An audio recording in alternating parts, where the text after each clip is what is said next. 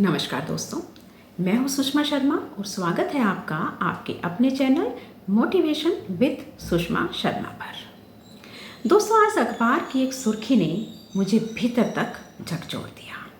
Supreme court ने देश में पहली बार इच्छा मृत्यु की इजाज़त दी है।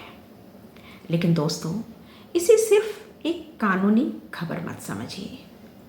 यह एक माँ की ममता और एक पिता की 13 साल लंबे संघर्ष की वो दास्तां है जिसे सुनकर शायद आपकी रूह कांप जाए।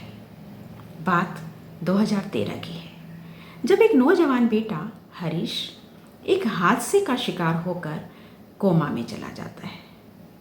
जरा महसूस कीजिए उस माँ के दर्द को, जिसने 9 महीने उसे अपनी कोख में पाला, उसे चलना सिखाया और जिसके लिए हजारों सपने बुने थे।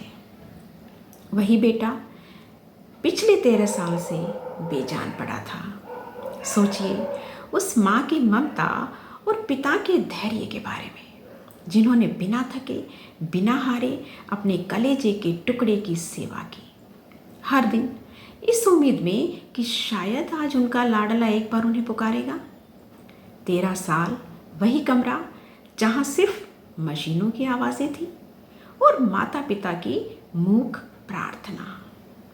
यहाँ हमें प्यार की एक बहुत गहरी परिभाषा मिलती है। हम अक्सर सोचते हैं कि प्यार का मतलब है अपनों को हर हाल में पकड़ कर रखना। लेकिन दोस्तों, इस परिवार ने हमें सिखाया है कि कभी कभी सच्चे प्यार का मतलब होता है अपनों को उनकी असहनीय तकलीफ से आज़ाद कर देना।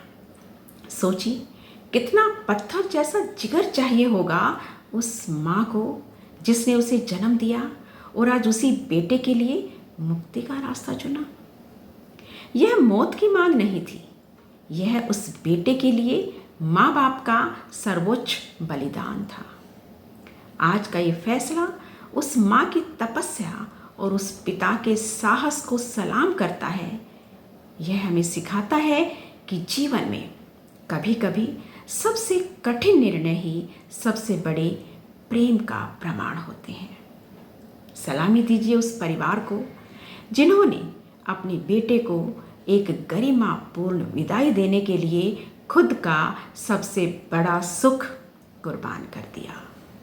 कुदरत किसी माता पिता को ऐसा कठिन इम्तिहान ना दे, लेकिन ये कहानी हमें सिखाती है कि त्याग और बलिदान ही प्रेम का दूसरा नाम है।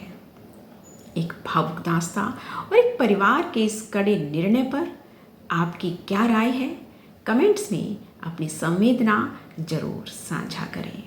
मैं हूँ सुषमा शर्मा। देखते रहिए मोटिवेशन विद सुषमा शर्मा। फिर मिलूंगी आपसे एक नई प्रेरणा के साथ। सादर नमस्कार।